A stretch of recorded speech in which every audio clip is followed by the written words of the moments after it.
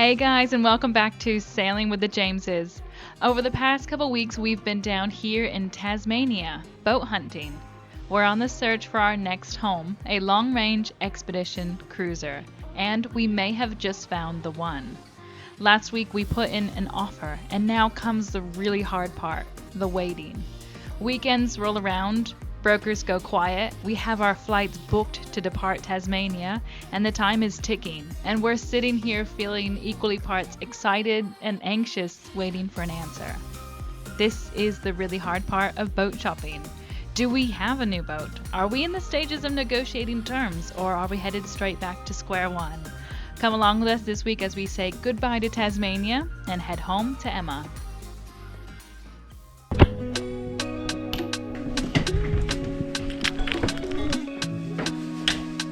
Oh.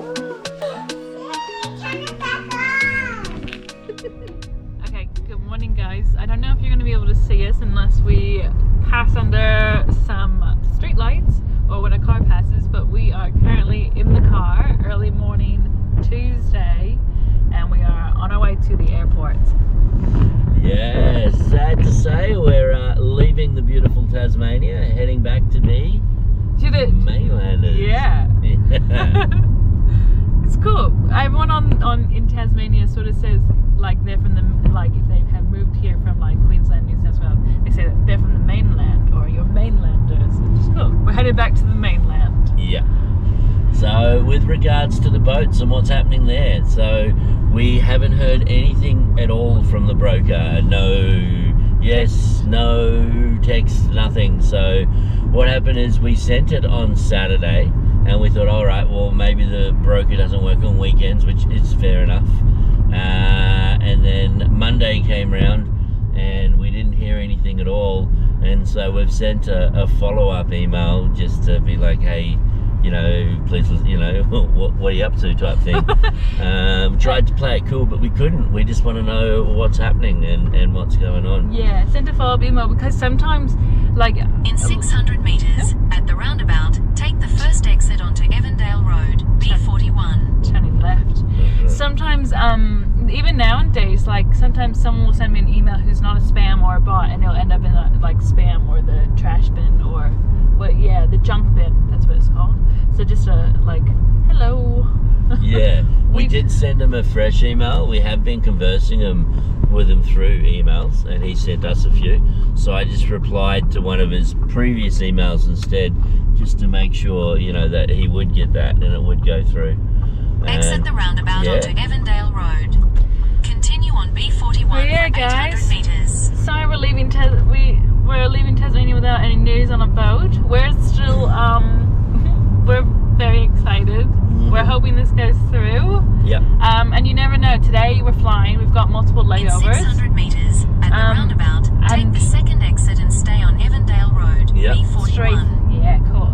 You never know. When you're flying, when everything's happening, when you're doing stuff, it's normally when other stuff happens. So like when we're very, like, our schedule's free and open Sunday and Monday, hoping to do like the sea trail and everything is when we don't hear a call, and on Tuesday when we're all flying and we're up in the air and everything's happening, is probably when we're going to get a call and land and have a voicemail or something from the broker. Yeah. And then we'll have like a 40-minute layover and not have time to call them back until we land again. Road. In 600 metres, at the roundabout, take the first exit. We can turn this off. We are almost to the airport. Oh, are we? Yeah. Oh, wow. All right. Well, yeah, as soon as we know though, guys, we will let you know, but it may have to be in next week's video. Yeah.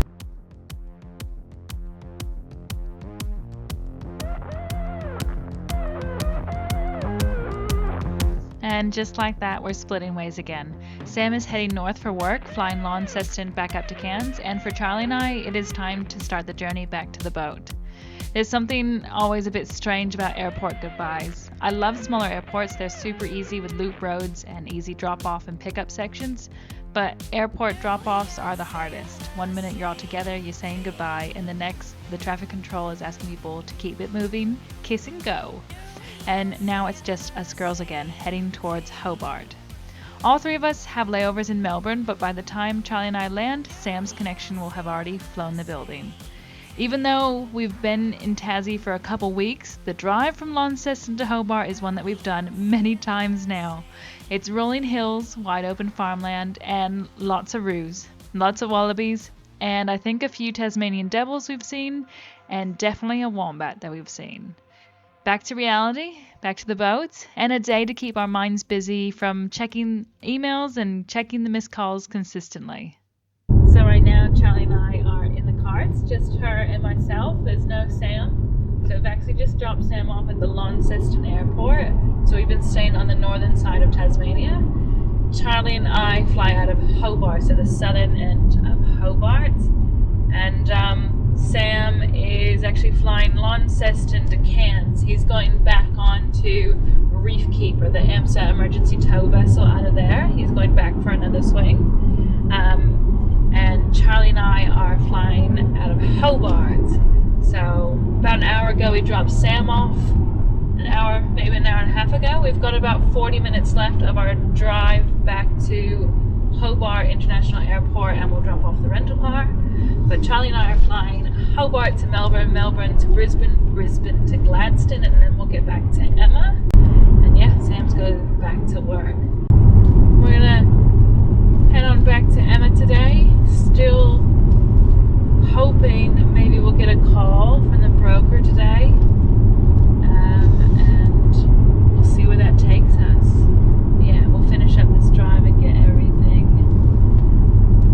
sorted at the airport, ready to fly home.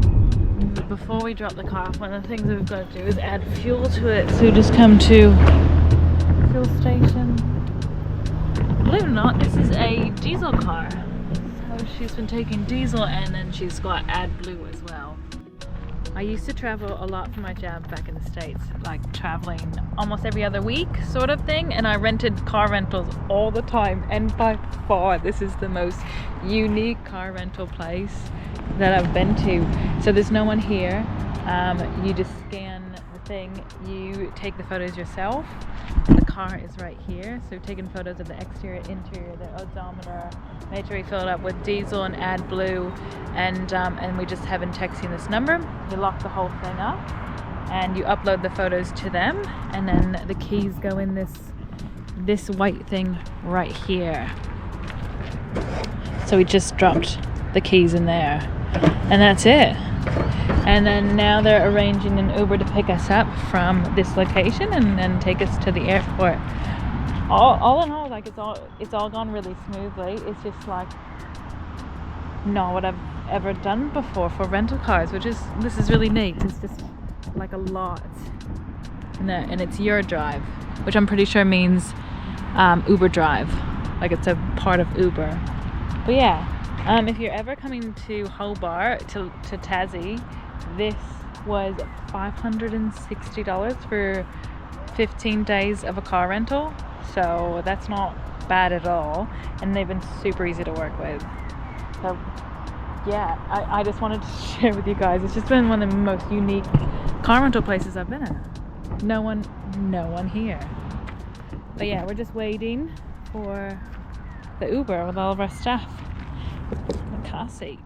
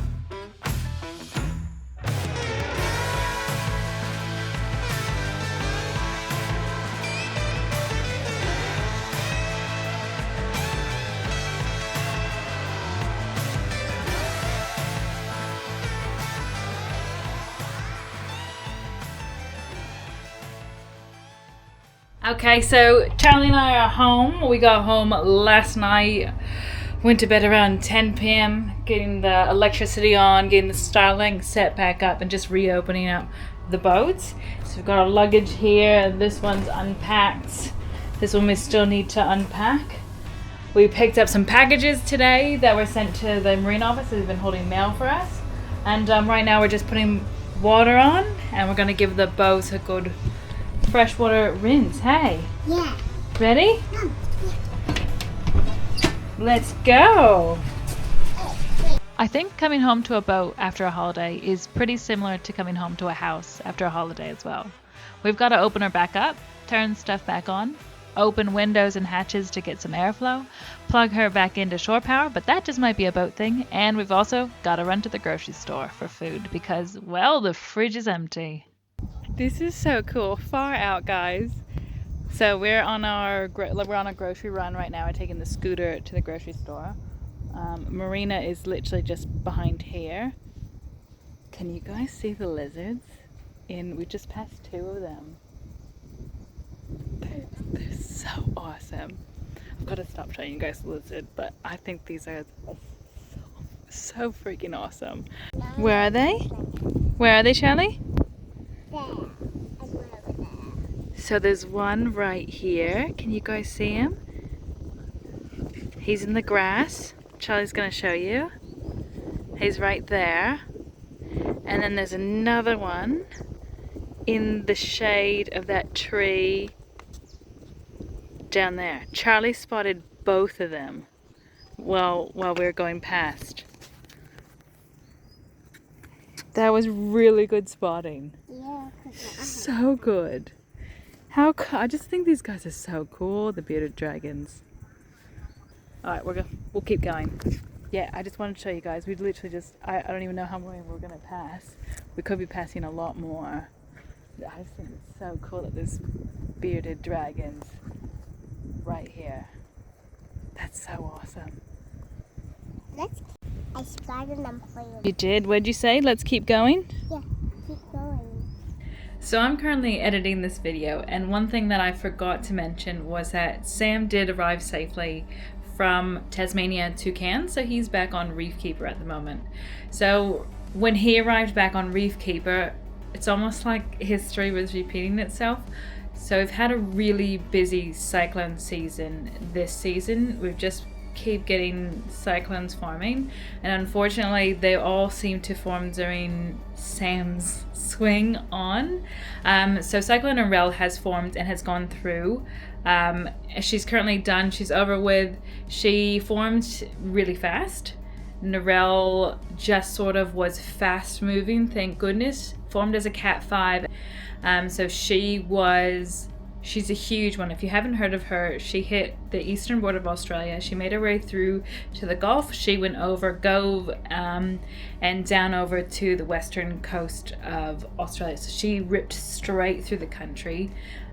Just a force of nature to be able to keep that momentum going through land and everything. Thankfully, fast moving means it was a good thing that she was fast moving, because when you have a cyclone, you want it to be there, do its damage, and get going and get out of there.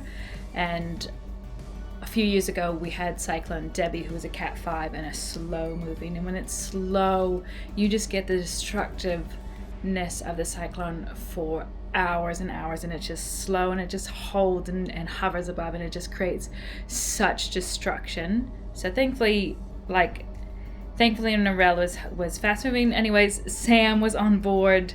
The other crew swung off. Sam's and the crew swung on, and they got Narelle. And they're all fine. They were on anchor, and they were on anchor in front of a place called Trinity Beach up there. And I actually woke up one morning to a picture from one of you guys who lives in Trinity Beach, and you guys sent me a photo of Reef Keeper out there. I think the second morning after Cyclone Narelle, and it's like flat calm, it's beautiful, and it's too funny because I ended up forwarding it to Sam, and I said I see you. Thank you so much for that. That was really cool to get a photo of Reef Keeper, and Sam was actually on the boat at that particular time, and so that's really cool. But yeah, it's been hectic this year with cyclones. Thankfully, everything's been really good, like for Sam and the workboat and everything. And then right now, we just had another one form. They've been watching it, and at this point, they don't know if it's going to form into a cyclone or whether it's going to hit the eastern border, like, because it's so far out right now. It's really unpredictable to where it's going to go, but there is another one at the moment forming. Hopefully that one dissipates and doesn't form into an actual cyclone. Who knows though? It's been a really hectic year. It might form into a cyclone. But yeah, it's been so hectic. We're really glad that we are down in Gladstone with the boat, out of the cyclone, mostly out of the cyclone belt. We're farther south. And the season is changing, so we're coming out of cyclone season, so that's really good. But yeah, Sam is fine. We're going through cyclones, and yeah, it's Easter weekend at the moment, and Charlie's down for a nap, and I'm doing some editing, and I just thought, I haven't told you guys he's arrived safely. I haven't told you anything about the cyclone. Yeah, it's just a hectic time, hey. So as we were flying and making our way back north towards Gladstone and Cairns, we heard back from the broker about the Iron Maiden. And you guessed it, we got the call mid-air and landed with an email in our inbox. And there was no counter offer. And honestly, we've sat with that for a little while. Because the truth is, we really like her. She's got incredible bones, she's well looked after, and we can see the potential in what she could become for us. But she's also the boat that would take the most amount of time, the most work, and probably the most money to turn her into what we really need for our family for long-range cruising. There's just a few little things that keep bringing us back to reality. Things that make perfect sense on a working boat, but maybe not so much with a 5-year-old on board. Something as simple as the toilet being outside. So practical in so many ways for a commercial vessel, but not something that we would feel comfortable with Charlie using the toilet at night, having to go out on deck. And when we really pictured our everyday life on board, we realized that if we never changed anything about her, she wouldn't be the right boat for us. But if we did, she would be absolutely amazing. So this means that for right now, we're gonna have a think on it.